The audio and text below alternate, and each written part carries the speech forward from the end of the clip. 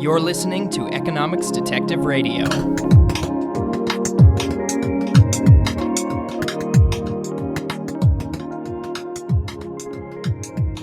My guest today is Louise Rouanet of George Mason University. Louise, welcome to Economics Detective Radio. Thank you for having me. So our topic for today is a paper you've co-authored with Ennio Piano, a former guest of this show, and it's titled Filling the Ranks, the Remplacement Militaire in Post-Revolutionary France. So this is another economic history paper. We've done a couple in a row now. I hope people in the audience enjoy them. So Louise, tell me about this period. So your paper concerns the military draft, how countries get men into service in military service where they might be killed in defense of the country or some of its goals. Tell me about this project. How did you come to study it? So basically, with my co-author Ennio, we have a big project about revolutionary armies in France. So, like in the 18th and 19th century, and I found this historical case, where the French government allowed conscripts to trade between themselves their military obligations. So that if a conscript didn't want to go to war or be conscripted, could hire somebody else at a price to go instead of him. So, like, to put this in perspective with the modern literature, what happened is, like, in the 70s, with like the Vietnam War, you had a huge debate in the economic profession about the cost of the draft relative to a volunteered army. And the debate was framed like as an alternative between those two systems. And like the authors that basically imagined that a third system could be possible, that is a market-based system, were very rare. And like one of them was actually Harold Dempsett, who just passed away. And in his article Toward the Theory of Property Rights, he argues that a volunteered army is going to be equivalent with respect to the output mix if you allow people, conscript, to trade either between themselves or with the government by paying a certain price to avoid being drafted. So that's how we got to the project. Interesting. And so Demzet's sort of reference, did he reference this specific period in history, or did he just reference it as sort of an abstract thought? No, it did not reference anything. It was more like an abstract thought experiment for him. Somebody who did reference another case, similar case, was Alshin in his price theory textbook, who mentions that with respect to the American army during the Civil War, a similar system existed. But during the Civil War, what happened is that you had what we call administrative replacement. That is, the soldiers can pay a certain price to the government to avoid being drafted. What's so unique about the French case, and I'm going to talk more about it later, is that the government let conscripts trade between themselves so as to avoid either being drafted or to sell their services as a draftee. And so that's something that is very, very unique to France and to countries that were occupied by France during the Revolution and the Empire, the First Empire. So Belgium, Italy, and that's pretty much it. Okay. I'm sort of reminded of carbon credits. It's a market, but it's one that's been where this tradable asset has been created by the government, but a market mechanism is allowed to operate in order to allocate it. So how about actually? Yeah. Actually, it's sorry to interrupt you, but at first it wasn't created by the government. What happened is that in 1688, the French crown create what is called the Provincial Militia, which was a sort of conscription based on a lottery, which was very, very costly for the peasant community. And what happened is that the peasants suddenly started like trading between themselves their military obligations so as to reduce the cost of the draft. One institution they basically spontaneously created was called in French mise au chapeau, which is at the time of the lottery, the conscripts in a certain village would chip in a certain amount of money to hire somebody who would be willing at this price to go to war instead of like having, the uncertainty and the like coerciveness of the lottery. And so this institution worked basically as an insurance first, and also as a way to hire people with low civilian opportunity cost, and therefore reduce the cost of the conscription. Then what you had is that during the beginning of the French Revolution, the revolutionaries were very much against the draft and conscription. So they totally abolished it, at least nominatively. But in 1792, what you have is like the coalesced forces, that is, all Europe is at war against France. And the French government has an incredible need of soldiers. So they have this sort of like mixed system, which it's not supposed to be conscription, but actually pretty much is. And they give a certain number like quotas to the local authorities of soldiers to draft, and the local authorities just take care of it. And so you have a lot of trading going on. You have like basically people buying military obligations, etc., etc. And in 1799, you formally have the draft reintroduced into France. And the law, which is called like Loi Jourdain, is supposed to be like instauring universal conscription, but that's not the case. Basically, you have a lottery, and 1 year later, the government just recognizes the practice of military replacement and just formalizes it. And this practice and this institution will remain almost all over the 19th century until basically 1873, when universal conscription is finally installed in France. Okay, so in the earlier system, it sounds like, okay, so when I first heard about this, I was under the impression that I get drafted in the lottery and then I pay someone to take my place. But what you described was prior to the lottery, everyone in the lottery gets together and pays someone to take the place of whoever gets drawn in the lottery. So there's an element of insurance to it. Does that continue all the way up to the early 19th century? So when the system becomes formalized, you begin to have like the system that you just described, but also what is properly called military replacement, which is after the lottery, you can hire someone. Hiring somebody before the lottery or during the lottery was called substitution, but is basically fairly similar, economically speaking. Yeah, it's similar, but you can see the value in, rather than putting all the burden on the one person who gets drawn, spreading that risk across many people, especially in a in a poor country like early modern France. In fact, every country at that time is poor by our standards. Having one person have to pay a large portion of their wealth not to go fight in a war, probably undesirable. So how well did this system work? I mean, France was extremely effective militarily after the French Revolution, invaded by every other country in Europe and managed to win for a very long time.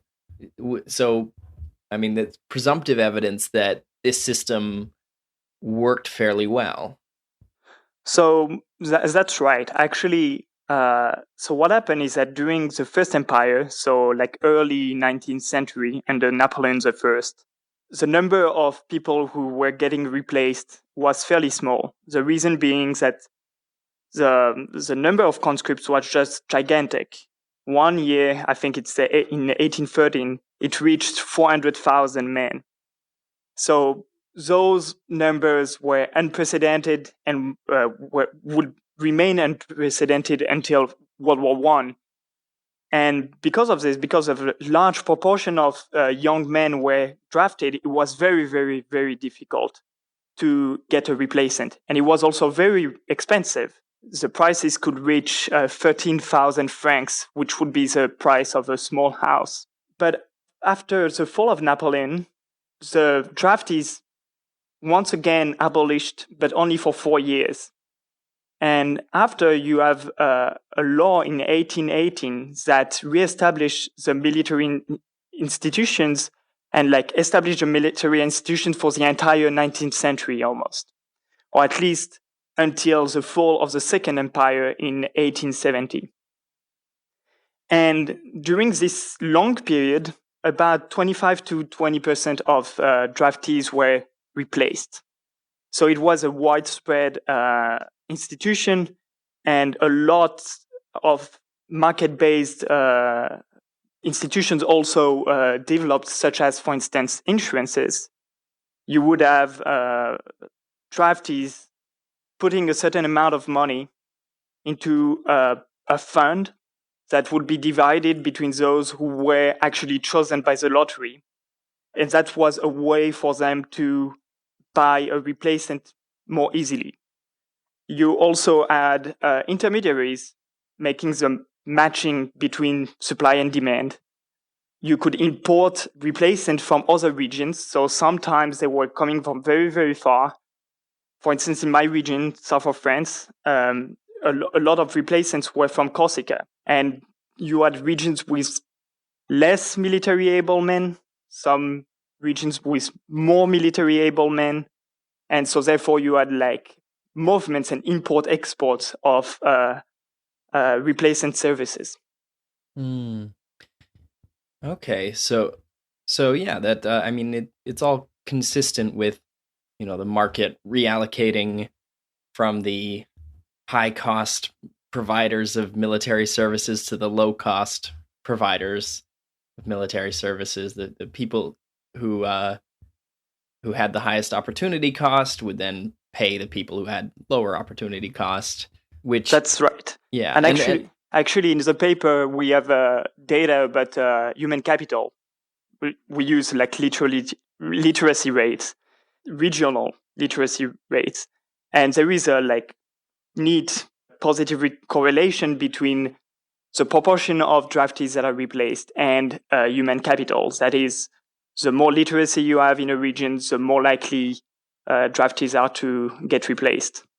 Yeah. So just to go over the intuition there, literacy is like a measure of productivity. You know, it's one factor in productivity, and it's going to be correlated with wealth, which is correlated with output.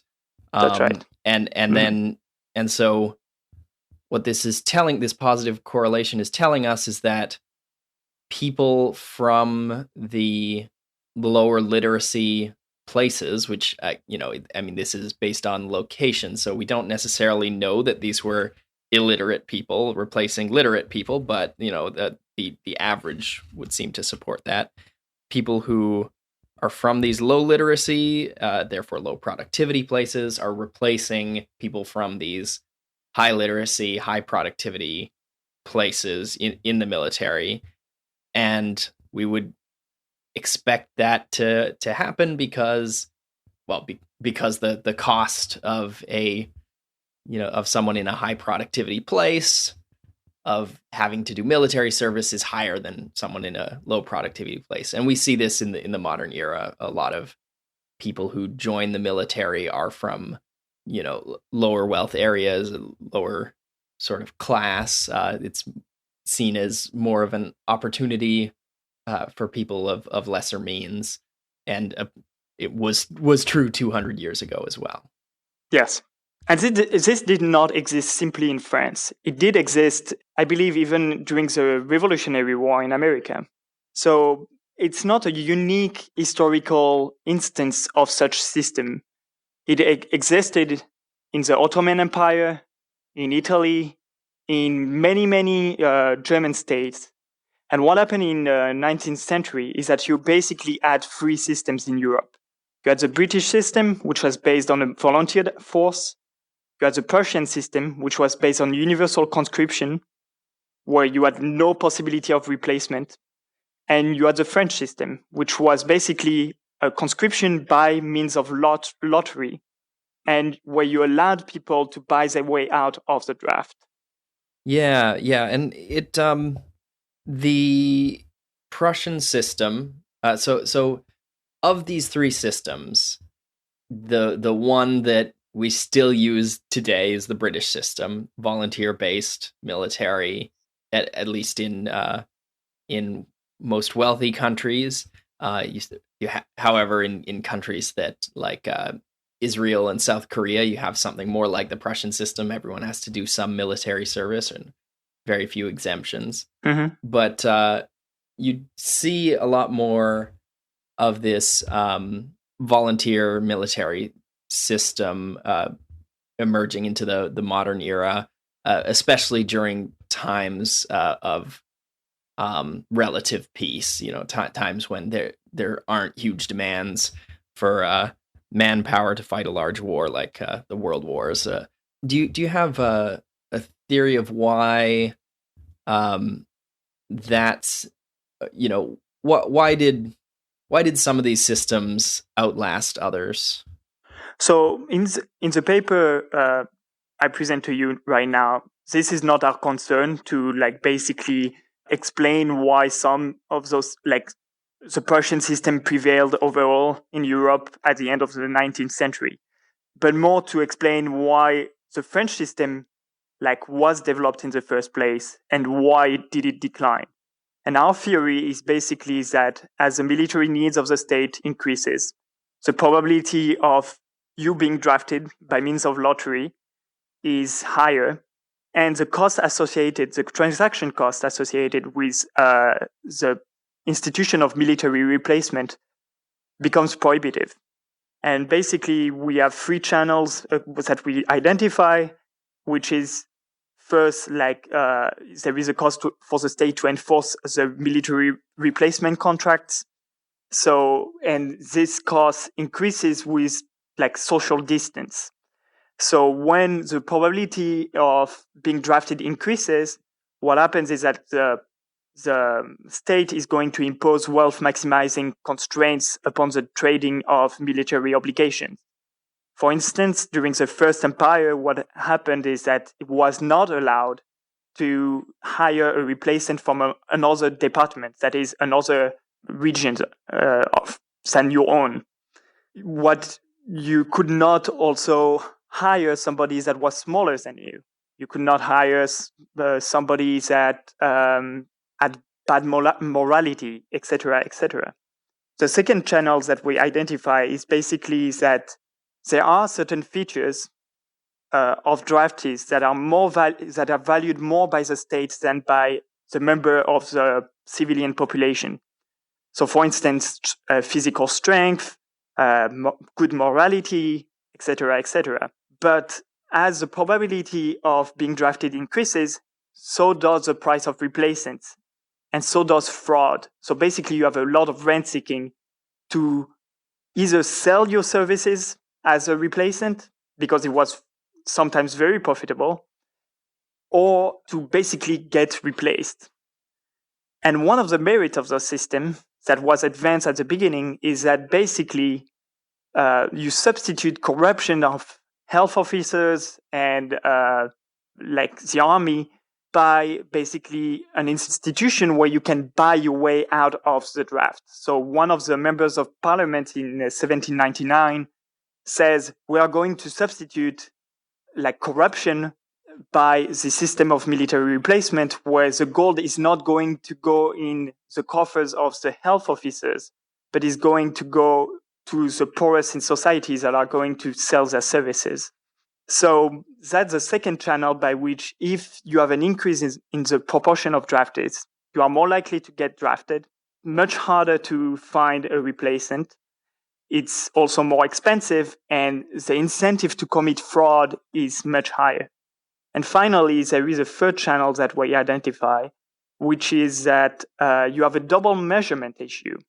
That is, you as a draftee, to hire a replacement, you need to make sure that your replacement is going to be accepted by the committee that was in charge of the acceptance of replacement. And so you need to measure certain aspects of his personality, physical strength, etc., etc. And this measurement is costly. And then the state also has to measure those same attributes. So to avoid this, in 1853, the French government basically almost completely destroys the institution of military replacement through contractual obligations, the civilian contractual obligations, and replaced it by what is called administrative replacement, where the draftee could pay a certain amount of money to the state, and this money was put into a dotation fund, which was used to rehire soldiers that had been in the army for a long time and therefore were experienced, had good morality, etc., etc. And in the paper, we have actually data about the criminality rate of replacements relative to volunteers and to draftees.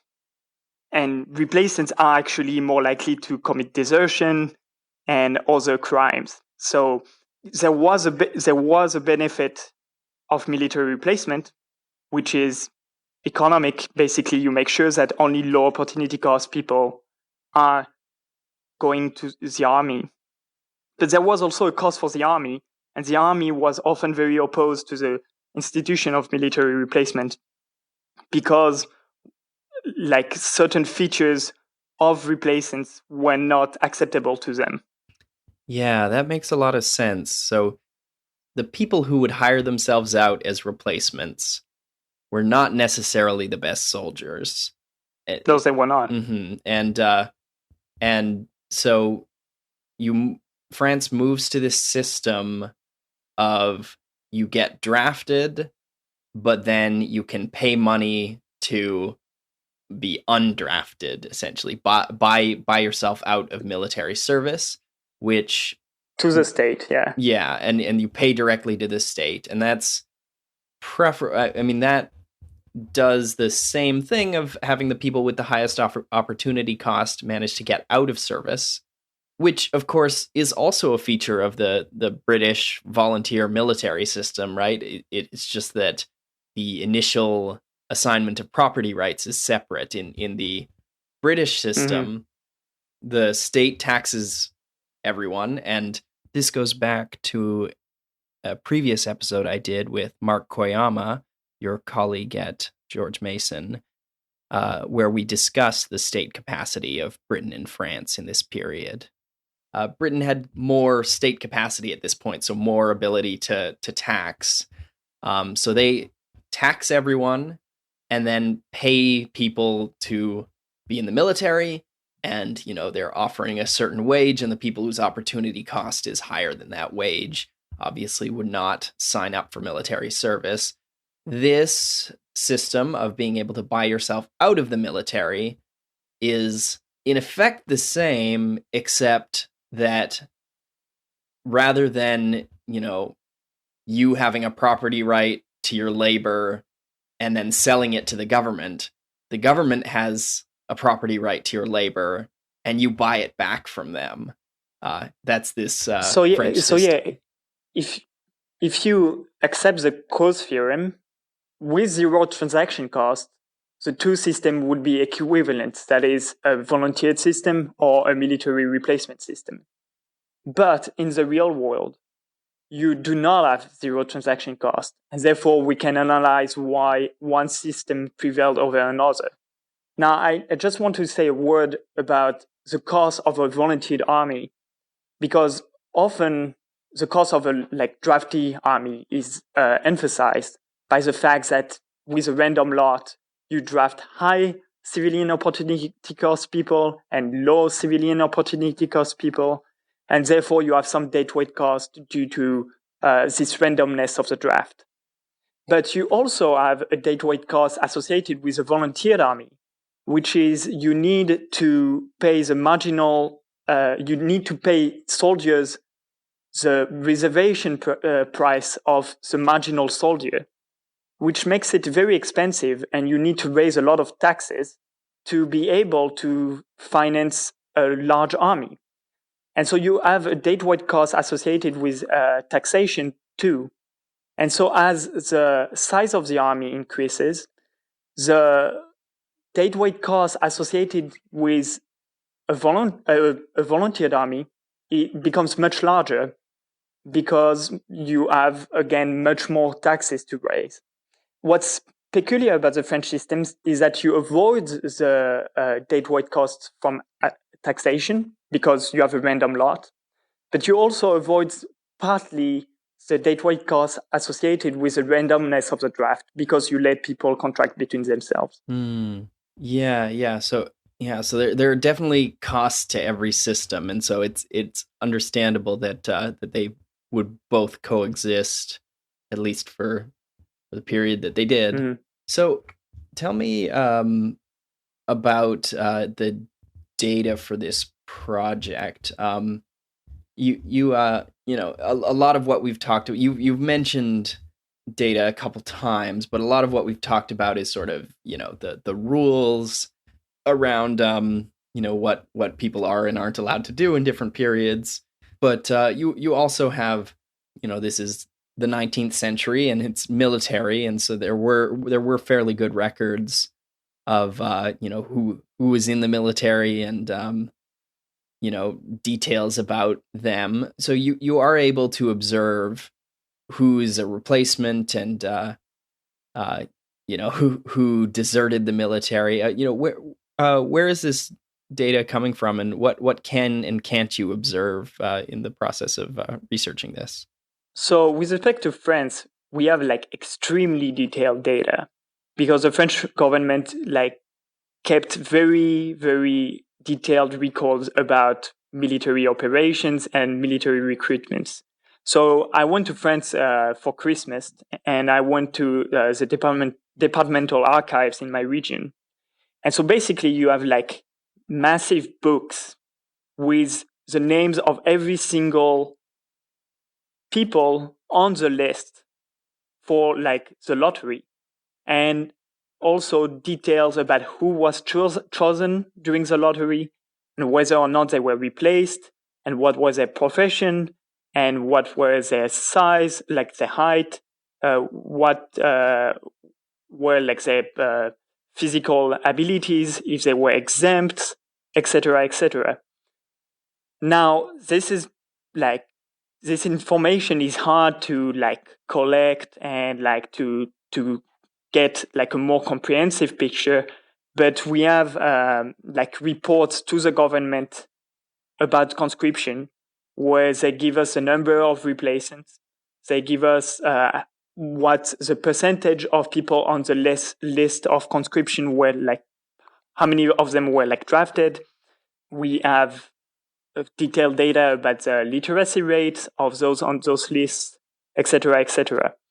So we don't use any econometrics really in our paper, but what we do have is basically the probability of being drafted that we could calculate because of the lottery system, which is a random system.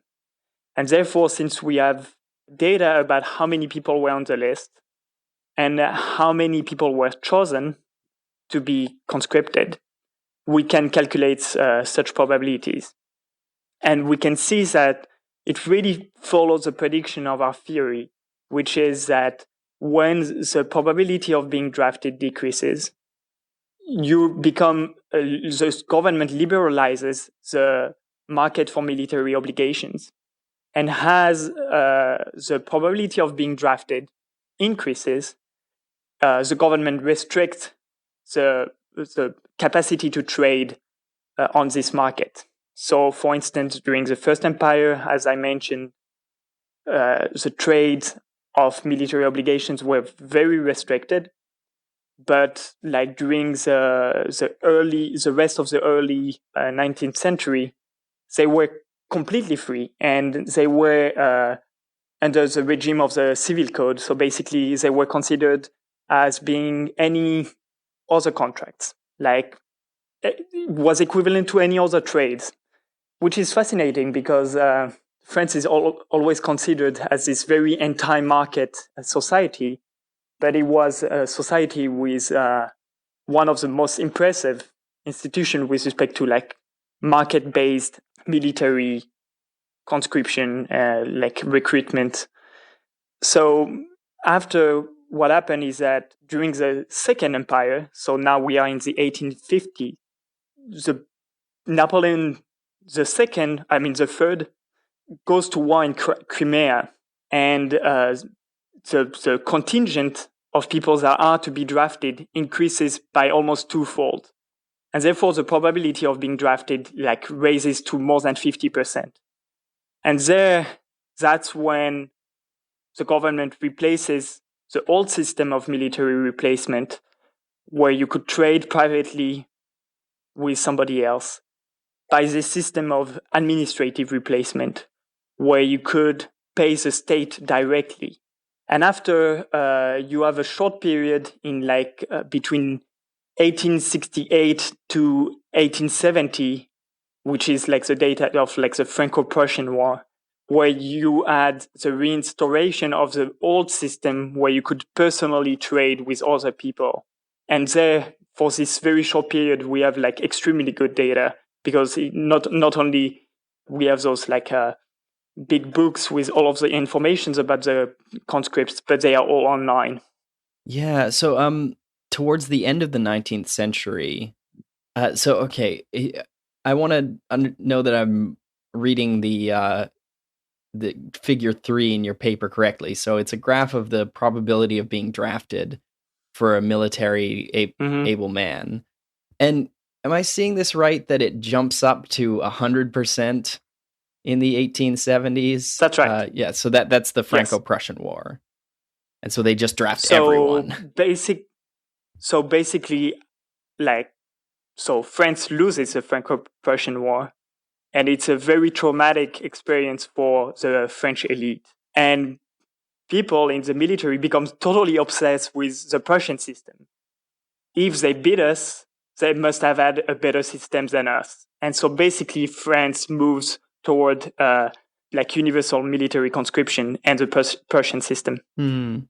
Okay, so and obviously, if you've drafted everyone, then you can't really have a market. There is no point. Yeah.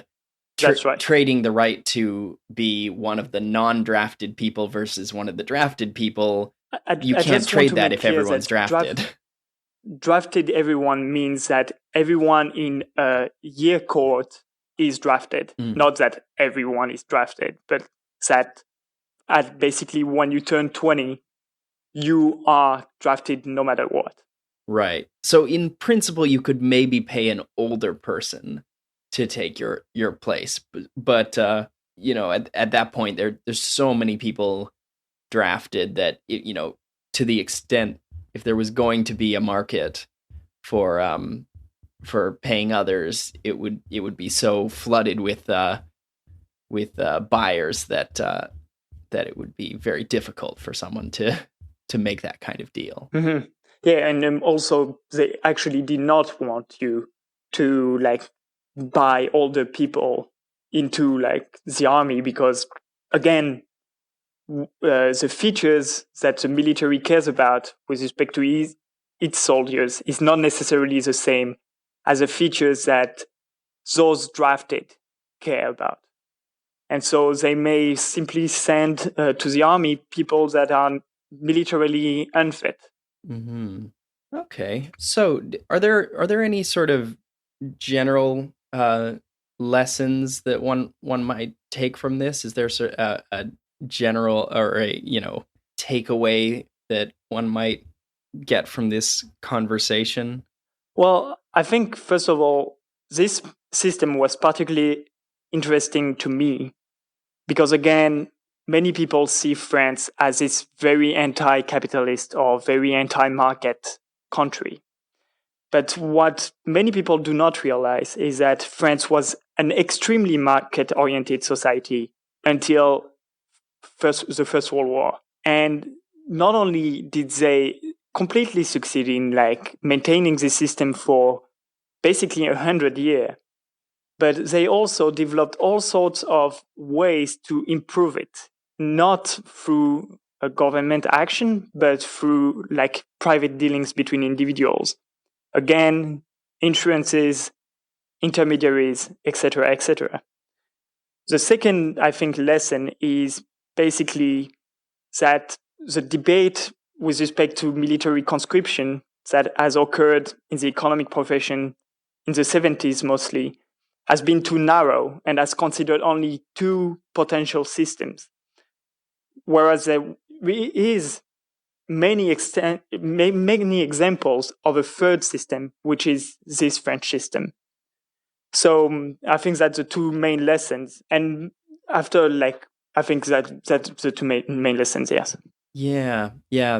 It's it's an interesting look at French society in the 19th century, just through the lens of this one institution that I certainly wasn't aware of, and I think most people probably have not heard of. Although you have a quote in sort of the introduction of your paper from the Count of Monte Cristo, and about a character being paid 1,000 francs to enlist in the military, and so it's there, it's in literature, and it's sort of referenced in period literature that we still read, but you still most people do not are not aware of this system. It's too easy to sort of just assume the past is kind of like the present, but just worse.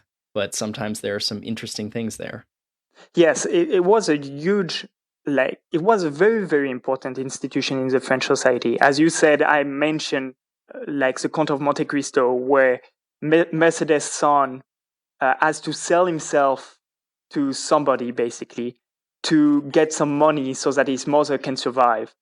And in the text, where the Mercedes' son goes is in Algeria, because from the 1830s on, you basically have the conquest of Algeria, which is pretty violent, and some people just didn't want to go. One other famous person that got replaced is actually Claude Monet, the painter, who basically paid his way out of the draft. You have many instances of military replacement in the Romantic literature.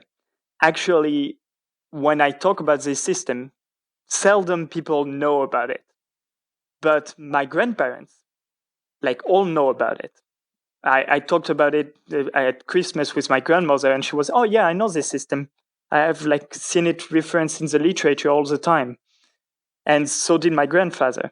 So I think that's very interesting that older people actually know about this system, and it was hugely influential in the organization of the French society, not simply with respect to the military, but also financial markets, because again, you need insurances, etc., etc. So, and banks were providing, for instance, insurance with respect to military service. Yeah, so very embedded in the society and its institutions. Before we finished, you mentioned at the start that this was part of a larger project to study revolutionary societies. Do you want to just mention, what kind of other things you're studying as part of this project? Sure. So basically, what happens with the French Revolution is that the state goes from an army, which is basically 200,000 to 300,000 men, to an army which is almost 1 million men. And the problem is, how do you organize this? And how do you make sure to monitor not only the soldiers, but the generals, etc., etc.? And so the debates about the organizations of the army were prevalent in the National Assembly, I guess you can call it, during the 1790s. And you have all sorts of military institutions that were put into practice, such as, for instance, the election of officers, which is that a soldier would elect himself, and soldiers in the French army would elect their officers during the revolution. You have problems with respect to how do you make sure that your soldiers do not shirk on the battlefield. And this has been like a really organic development from the French Revolution until like the end of the Napoleonic era. And that a transition that has been like massively successful because the French armies have been able to like basically conquer the entirety of Europe by the time of 1808. Yeah. Well, I wish you the best of luck working on that project. It's very interesting. Thank you very much. My guest today has been Louis Rouanet. Louis, thanks for being part of Economics Detective Radio. Thank you.